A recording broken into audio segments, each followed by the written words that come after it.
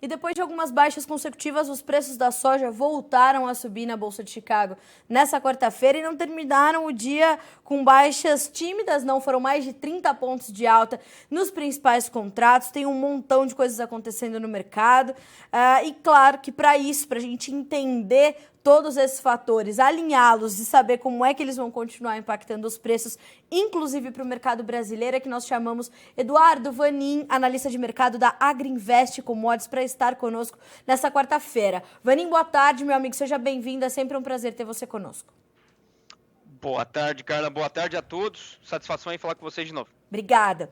Vanin, dia importante para o mercado, mais de 30 pontos de alta. Foram fundamentos tão somente voltando ali para o centro das atenções ou há mais fatores, mais informações pesando aí para esse fechamento de altas tão significativas? Bom, deixa eu me ajeitar aqui na cadeira. É o seguinte, toda vez que o mercado passa a olhar a oferta, aí nós temos esses movimentos de alta.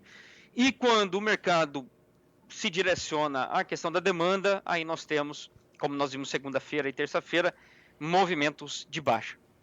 Do lado da oferta, nós temos ainda algumas possibilidades de ver esse teto de produção na América do Sul mais para baixo ainda.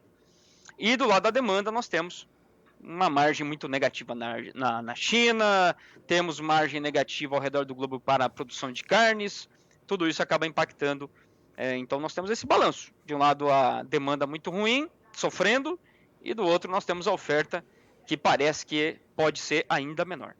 Agora, Vanin, no seu comentário de abertura de mercado hoje, você inclusive pontuou esse desequilíbrio que, apesar da demanda estar soluçando um pouco, o quadro de oferta e demanda permanece desequilibrado, não é isso? Ah, sim, sim.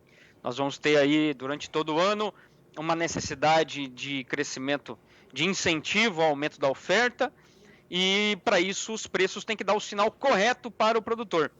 Primeiro, o produtor americano, que é quem vai plantar daqui a pouco. O sinal para ele tem que ser o seguinte, tem que convidar ele a aumentar a área. Tá. E aí o preço precisa continuar alto. Tá. Agora, esse movimento da demanda, esse atual momento da demanda, talvez essa seja a pergunta mais correta, ela não acaba trazendo um sinal errado para o produtor? Isso não é uma preocupação que vai se acentuando diante da continuidade dessas margens ruins? E isso tende a permanecer, Vanin? É aquilo, é o equilíbrio que tem que ser alcançado. Para uma produção que é muito menor do que se esperava, vamos lá, 30 milhões de toneladas menor, falando de América do Sul para a soja, em relação às expectativas que a gente tinha lá em dezembro, o ponto que para atingir esse equilíbrio, nós temos que ter uma demanda menor. E para isso é via margens ruins mesmo, que é o que já está acontecendo. Aí desde a semana passada, nós já estávamos ouvindo falar em redução de esmagamento na China, e nós estimamos até um número menor do que o USDA vem comentando, que é de 94 milhões de esmagamento para essa temporada que acaba final de agosto. Nós aqui na Agriinvest estimamos que esse esmagamento vai ficar mais perto de 90 milhões. Tudo isso vai ter que acontecer, vai ter que se materializar, porque não há grãos para todo mundo. Mas é claro, o mercado vai olhando isso dia a dia e vai refletindo através desses movimentos fortes de mercado. Mas o ponto é esse, não é um sinal errado, mas sim um ajuste que tem que ser feito para a gente chegar num equilíbrio de mercado entre uma oferta bem menor e uma demanda que precisa ainda cair. Ou seja, a demanda vai ter que se ajustar a esse quadro de oferta que não está completamente concluído ainda. É isso aí. E para atrapalhar toda essa conta, nós temos, como já conversamos outras vezes, uma margem boa nas origens, produtoras de soja, exportadores. No caso do Brasil, da Argentina e dos Estados Unidos. Aqui no Brasil, por exemplo, essa semana, apesar de Chicago estar subindo para o óleo e para o farelo de soja, os prêmios continuam subindo também. E isso é um claro sinal de que também temos menos derivados em termos globais, tanto óleo como também farelo. E isso sustenta a margem de esmagamento aqui. Tá. E lá nos Estados Unidos é uma situação muito semelhante. As margens por lá também estão boas e tendem a continuar boas, portanto. Ah, sim, sem dúvida. Os Estados Unidos só não esmaga mais porque não tem capacidade. Tá. Está aí praticamente na sua capacidade máxima de esmagamento. Mais investimentos foram feitos, mas eles vão maturar durante o ano ou até os próximos 2 anos. Mas realmente lá também está muito bom. Vaninho, a gente, nas últimas entrevistas que nós fizemos, você frisou bastante a questão do mercado de óleos vegetais e como nós estávamos com estoques globais apertados. Queria saber um pouquinho de você, como é que está essa situação e como isso está pesando para o andamento dos preços do grão e também como é que estão os estoques globais de farelo de soja e como isso também está impactando no mercado da matéria-prima. Veja, a falta de soja só veio somar nesse momento que nós já estamos aí no segundo ano de redução da oferta global de óleos. É um laninha que quebra a safra aqui, também reduz a produtividade das palmeiras lá na Malásia e Indonésia, é uma Indonésia que quer exportar menos, são os estoques baixos da Índia, da China, que precisam ser recompostos, tem tudo isso aí, tem quebra de safra do girassol lá 2 anos atrás, que ainda aí está engatinhando para voltar ao normal. Temos uma quebra de safra da canola no Canadá, e o Canadá está reduzindo cada vez mais seu esmagamento. Daqui a pouco o Canadá também vai ficar sem canola, de repente vai até ter que comprar soja dos Estados Unidos para manter esmagamento, e a oferta interna de farelo e de óleos. Então veja, uma sucessão de fatores que tem derrubado a oferta de oleaginosas e óleos vegetais. E a gente vive esse momento. Na questão do farelo, é a própria falta da soja. A Argentina vai esmagar menos e, só para piorar a situação, uma coisa que vai acontecer durante esse ano é essa quebra de safra do Paraguai, que é um importante fornecedor de soja para a Argentina para esmagamento. Os últimos 2 anos, o Paraguai exportou para a Argentina para esmagamento 4.600.000, 4.800.000 toneladas. Além do seu próprio esmagamento que o Paraguai tem, também essa soja acaba indo para a Argentina para esmagamento. E esse ano não vai ter essa soja. A produção no Paraguai vai ficar em menos de 5 milhões, alguns falam 4,5 milhões, algo assim. Tem o esmagamento interno do Paraguai, quer dizer, pouca soja vai para a Argentina. E aí, o que vai acontecer? A Associação das Processadoras lá no Paraguai está pedindo para o governo para zerar a tarifa de importação. Provavelmente o Paraguai vai comprar soja do Brasil através do Rio Paraguai, ou mesmo da Argentina. Já teve rumores de que o Paraguai teria comprado 18.000 toneladas de soja da Argentina, contra fluxo. As barcaças têm que subir o rio. Quer dizer, Paraguai, que horas também fornece soja aqui para o Paraná, e o Paraná com essa quebra toda, então aí você vai somando esses cenários e você vai vendo que realmente a oferta de farelo está bem apertada para esse início de ano. Vaninho, tudo isso quer dizer que Chicago pode testar patamares mais altos de preço? E se a resposta for positiva, qual a importância disso para a formação dos preços aqui no Brasil diante das outras variáveis que compõem os preços por aqui? Bom, nós vamos viver... Quanto mais alto o preço vai, maior é a volatilidade. O produtor tem que estar atento aos momentos de mercado. Quando a soja passou dos 16, nós aqui acabamos recomendando algumas vendas para os produtores e se proteger de mais altas. É isso que o produtor tem que ficar fazendo. Aproveitar os momentos aí que a soja subiu bastante, mas sempre estar protegido. Nós falamos muito do produtor, mas também tem o consumidor. O consumidor tem que se proteger desse momento onde nós temos uma matéria-prima ficando cada vez mais cara. Isso eu estou falando não só da soja, mas também do farelo e do próprio óleo. Tá. Vaninho, como é que você entende que nós vamos ver o comportamento dos produtores, dos vendedores, vamos colocar dessa forma, nos próximos meses? Porque a gente vai ter a continuidade, pelo que eu posso entender aqui, dessa disputa pela demanda, entre a demanda interna e a demanda externa, e talvez a necessidade do Brasil de trazer um pouco de soja importada, o que vai compensar mais, né? Vai dar para trazer essa soja? Vai ser muito caro trazer essa soja? E como é que a gente cruza essas informações com as informações que partem da China de que a nossa soja brasileira por lá estaria sendo revendida ou passando por movimentos de washout? Como é que a gente tem que entender todas essas pontas da demanda nesse momento? Bom, essa dinâmica ela vai se desenvolver durante o ano. A estratégia da China como comprador tem que ser a diversificação, tem que ser a redução do processamento, quer dizer, trazer também um contraponto para esse movimento de valorização, não só de Chicago, mas também dos prêmios brasileiros, soja brasileira chegando lá mais cara, tudo isso acaba prejudicando ainda mais a margem na China. Agora nós temos um leilão que está se falando que vai ser bastante grande de soja lá na China e também de óleos vegetais, e alguns falam em 1,5 milhão, outros já falam em 6 milhões de leilão de soja para o mercado interno chinês durante os meses de abril, maio e junho. Veja, nós já vimos um movimento desse lá atrás, em 2019. Quando isso aconteceu, a China acabou ficando realmente um pouco fora de mercado. E para o Brasil, nós temos que escoar essa soja.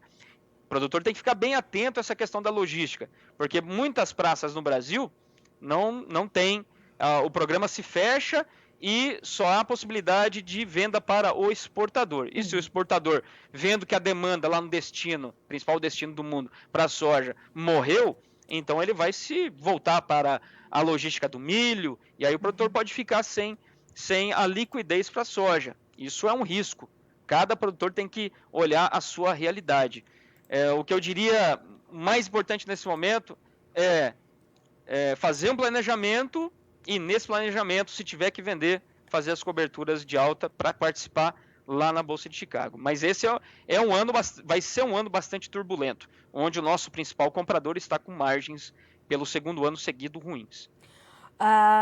Os prêmios tendem a continuar testando patamares também mais altos, ou nesse momento onde a gente está com a colheita em andamento, embora a gente tenha uma quebra substancial da nossa safra, isso ainda vai dar espaço para os preços continuarem subindo, os prêmios, perdão. Os prêmios, na minha visão, já atingiram suas máximas nesse momento. Depois a gente vai entrar na entre-safra e aí é outra história. Mas os prêmios eu não acredito que possam subir mais. Até porque nós estamos vendo esse movimento da China, perdeu totalmente o apetite. Daqui a pouco o Brasil começa a embarcar muito menos do que se esperava e aí vai acabar sobrando soja, e o produtor que precisa dar vazão à soja, porque daí vai entrar o milho, pode estar trazendo uma pressão para o prêmio e a soja brasileira voltar ao seu fluxo de exportação. Então veja, para mim o prêmio fez um trabalho agora nesse momento, que é reduzir essa demanda da China. Hoje a nossa soja já é menos competitiva do que a soja americana, ou a gente está voltando a ter competitividade diante das altas que se apresentam em Chicago?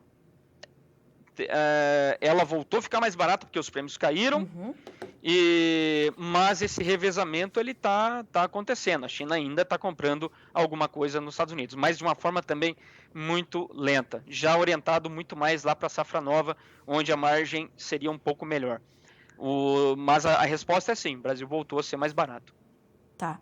Isso atraiu demanda? Nós já pudemos efetivar novos negócios? Não, infelizmente não. Tá. Tá bem devagar. Certo. Vanim, hoje nós tivemos também a informação que, inclusive, partiu primeiro da Agriinvest sobre aquele incêndio numa importantíssima planta esmagadora de soja nos Estados Unidos, no estado de Indiana, né, da Louis Dreyfus, e isso trouxe um combustível a mais, né, salvo todo isso que está acontecendo, a gente ainda teve essa notícia. As operações por lá permaneceram paradas nessa quarta-feira. Como é que isso chega ao mercado e como é que pode continuar? O que a gente tem que ter atenção agora, olhando para essa notícia do incêndio da esmagadora em Indiana da Louis Dreyfus? Veja, pelo que nós conversamos durante o dia com pessoas que estão lá, que acompanham de perto aí as operações, claro, o mercado lá está bem demandado, está precisando de farelo, os prêmios internos americanos estão elevados, tanto do farelo quanto do óleo também. Então isso não ajuda. É mais uma notícia de redução da oferta interna de farelo. Aí o mercado reage fortemente. Vamos imaginar um consumidor de farelo ali na região não conseguindo comprar farelo, vai para a bolsa e se protege. E aí a bolsa acaba subindo mais. Mas, segundo os traders lá, não vai ser um problema de muito longo prazo.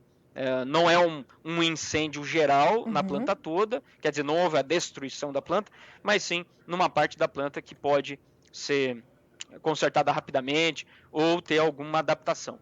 Então, não deve ser um ponto que venha trazer um estrangulamento de farelo nos Estados Unidos. Tá. Apesar de ter ajudado as cotações hoje. Vanin, quando a gente fala de produtor americano, a gente vê um comportamento semelhante ao que se observa aqui no Brasil, o produtor americano também olhando para atender mais a sua demanda interna. Lá, as indústrias processadoras também vêm pagando mais pela soja do que a exportação. A gente consegue fazer esse comparativo?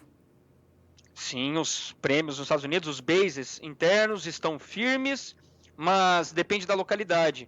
E o produtor americano tem sido um vendedor mais agressivo do que o brasileiro tem sido. Inclusive, no caso do milho, por exemplo, produtores têm aproveitado bem essas altas para dar uma liquidada em suas posições. O produtor americano tem sido mais vendedor do que o brasileiro. Até porque nós aqui vivemos um cenário de quebra de safra, muita chuva, colheita atrapalhada, o produtor pensando com a cabeça ainda nos compromissos e menos no que vai fazer com a soja. Realmente a gente vive uma outra realidade. Tá. Vanin, a que pontos mais nós temos que ficar atentos nesses próximos dias, até que a gente comece a receber as informações da safra 2022-23 dos Estados Unidos, já que o Outlook Forum do USDA está chegando, né?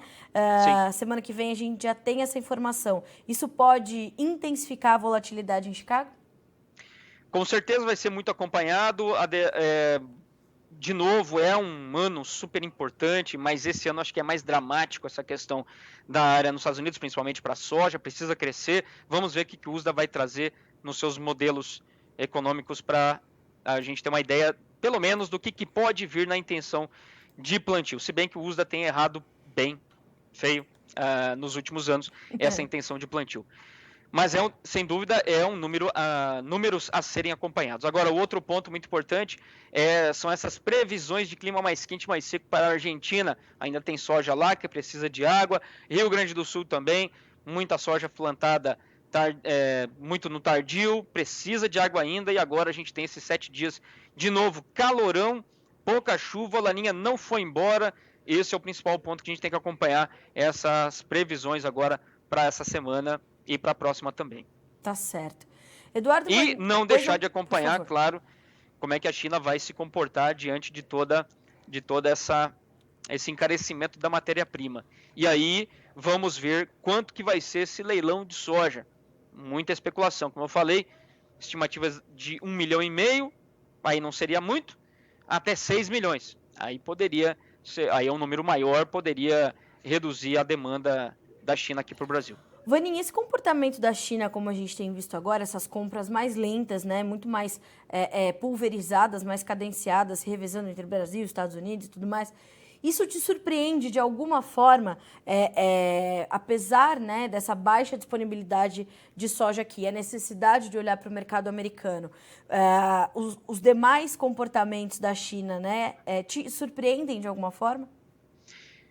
Não, se você começar a juntar as coisas. A China ela luta contra um processo de inflação que já vem lá como consequência do Covid.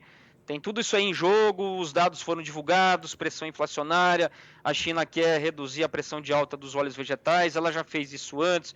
Lá atrás, em 2011, congelou preços de óleos vegetais no seu mercado. Quer dizer, o mais importante para a China e para os planejadores é a estabilidade de preço, que traz também uma estabilidade social, que nesse momento, super importante com o Covid, tem toda essa questão aí. Não me surpreende essa comunicação, e se você olhar o número de vezes que os planejadores, a mídia estatal chinesa está se comunicando ao mercado, está sendo muito mais seguido. Tem falado cada vez mais em aumento da área da soja, se bem que são áreas muito pequenas. Fala-se aí num aumento numa localidade no norte da China, de 300 mil hectares. Quer dizer, há um esforço muito grande e a China está tentando comunicar isso ao mercado de que talvez ela não precise de tanta soja, mas a gente vai ter que ver no futuro se isso vai ser realmente. Até a Xinhua News falou que a China poderia reduzir em 30 milhões o consumo de farelo de soja. Veja, é uma baita redução se isso fosse possível. Mas ela também falou isso lá em 2018 na guerra comercial, quando a China não estava mais comprando soja dos Estados Unidos, comprando tudo do Brasil e encareceu pra caramba a soja brasileira para eles.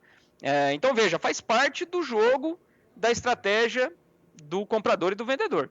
Como grande Claro. comprador, ela tem que estar fazendo o papel dela.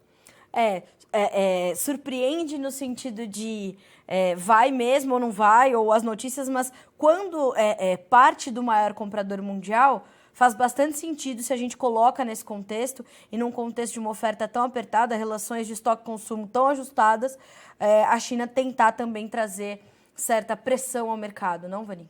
Com certeza. Ela está no papel dela de tentar reduzir aí esse custo. Realmente ficou muito caro.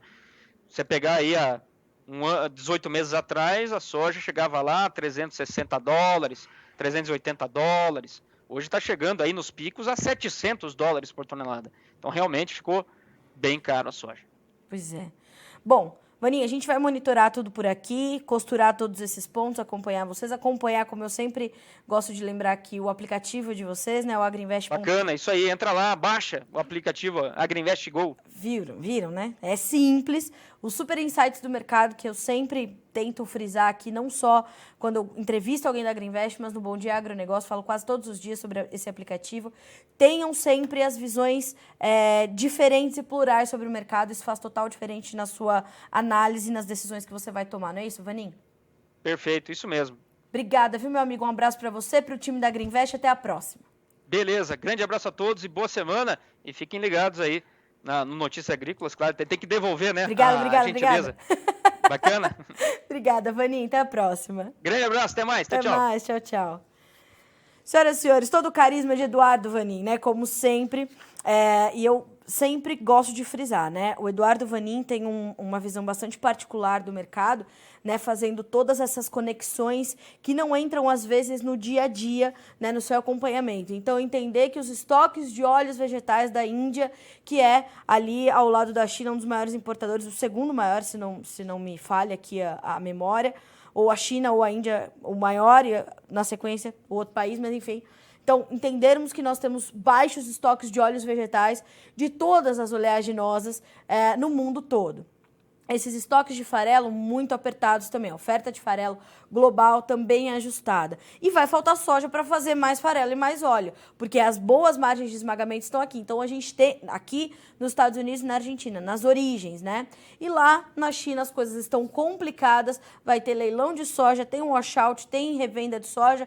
Então, tudo isso faz parte, né? Como bem colocou o Vaninha aqui na conclusão da sua análise nessa quarta-feira, faz parte da estratégia do mercado. Entre compradores e vendedores. É importante cada um desempenhar o seu papel, que é isso que traz a movimentação e a formação dos negócios, das oportunidades e a captura delas, né?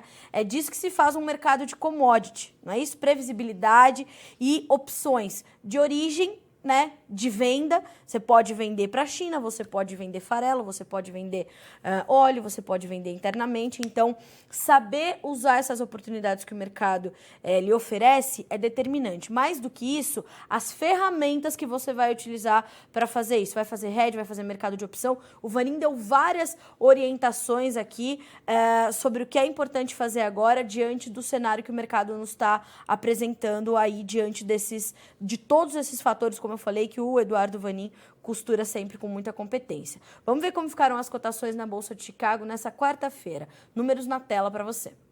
A soja para março fecha com $15,87, 36 pontos mais 25 de alta. O maio, $15,91, subindo 35 pontos e meio. O julho, 15,89, alta de 33 pontos mais 75. O agosto, 15,54, subindo 30 pontos mais 75. Soja liderando as altas, portanto, nesta quarta-feira.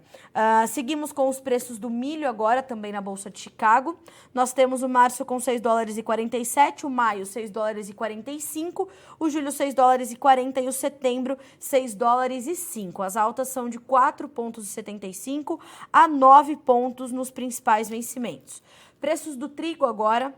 O trigo com uma leve alta, o mercado durante todo o dia trabalhou com essa estabilidade. O mercado do trigo está se recompondo, ainda está levantando depois das últimas baixas que registrou entre segunda e terça-feira, diante das notícias ali de que o Putin estava dando um boizinho para a Ucrânia e podia recuar. Não aconteceu, as tensões continuam e o mercado do trigo está, então, buscando aí o seu novo caminho, a sua nova trajetória. altas de 0,5 ponto a 0,75 com o março, valendo $7,80, o maio $7,86, o julho $7,82, o setembro $7,84 por bushel. Olhando, senhoras e senhores, para a tela da Bolsa de Chicago nesse momento, para a gente ter o andamento dos preços do farelo e do óleo de soja, o farelo fecha com mais de 2% de ganho, o primeiro contrato, $446,90 por tonelada. Então, liderando aí as altas entre as agrícolas, o complexo soja. O óleo de soja, 1,95%, ou quase 2% de alta, o primeiro contrato chegando ali aos 67 cents de dólar por libra-peso, dia liderado, portanto, por uma das commodities mais importantes e mais negociadas no mundo, que é a soja e os seus derivados, portanto, neste 16 de fevereiro de 2022. Senhoras e senhores, a gente fica por aqui com esse boletim, mas a nossa programação continua para que vocês sigam sempre bem informados, tá certo? Notícias Agrícolas, 25 anos ao lado do produtor rural. Participe das nossas mídias sociais, no Facebook, Notícias Agrícolas, no Instagram, @Notícias Agrícolas e em nosso Twitter, @Noteagri. E para assistir todos os vídeos, se inscreva no YouTube, na Twitch, no Notícias Agrícolas Oficial.